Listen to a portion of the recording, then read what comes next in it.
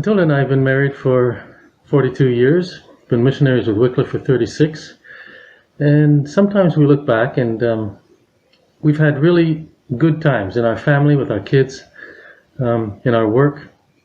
We've been really blessed and we've enjoyed it. But there have been a lot of changes, and sometimes when we look back, we feel a sense of a loss. Things are not like they were 10, 20, 30 years ago. So we end up sometimes longing for the good old days, as they say. Just to give a couple of examples, we lived in South Asia for 6 years back in the 80s, and we still go out there from time to time. But we find that it's not like it was when we first went out.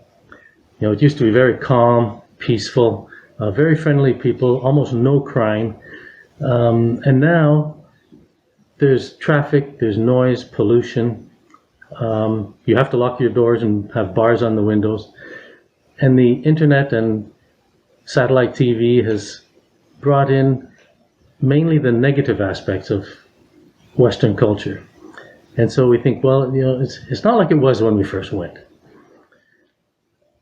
And where we're currently based in the UK, again, there have been a lot of changes in our work environment. Some things that we used to be involved in that were a real joy to us are gone, with good reason. But the temptation is to look backwards and want things to go back to how they were. Well, this week the Lord brought two scripture passages to my mind. One is Ecclesiastes 7, verse 10, where it says, "Do not say, why were the old days better than these?" Or, as the New Living puts it, don't long for the good old days. The other verse is very well known. It's Lamentations 3, 22 to 23. Now, this was written by a man who's going through a very hard time. That's why the book is called Lamentations. He's lamenting his afflictions, his hardships. But in the midst of it all, he says in verse 21, "Yet this I call to mind, and therefore I have hope.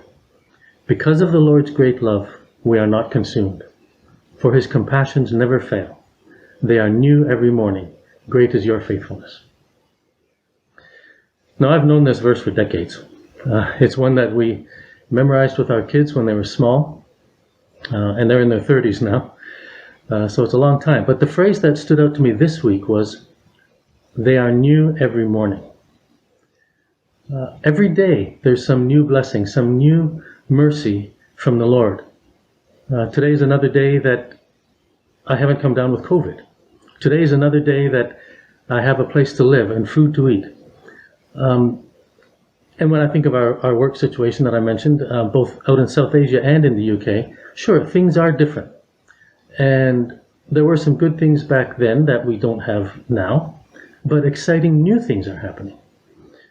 People are coming to Christ. Scripture translations are being published, both in print and online, on mobile phone apps, audio devices, and just to be part of that is itself a blessing from God.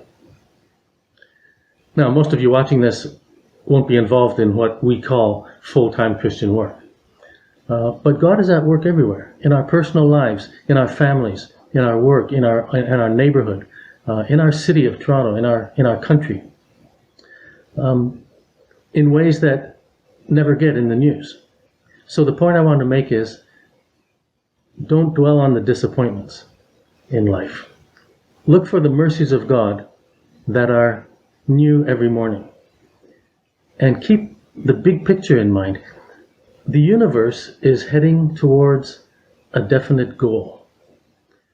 It's not spinning out of control, it's following a plan, and God is the one directing it. Keep that in mind.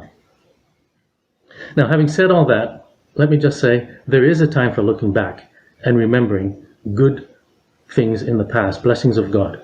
God gave the Israelites festivals and celebrations for that very purpose. Probably the best known one is Passover.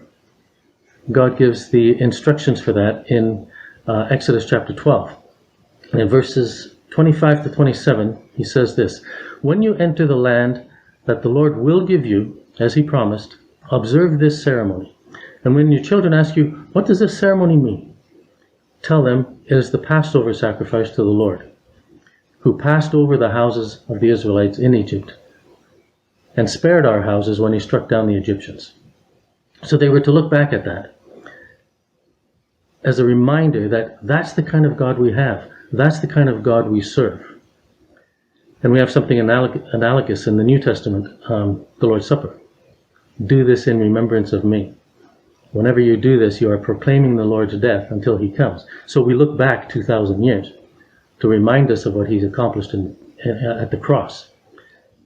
And then look forward to his coming and serve him well in the meantime. So, yes, look back.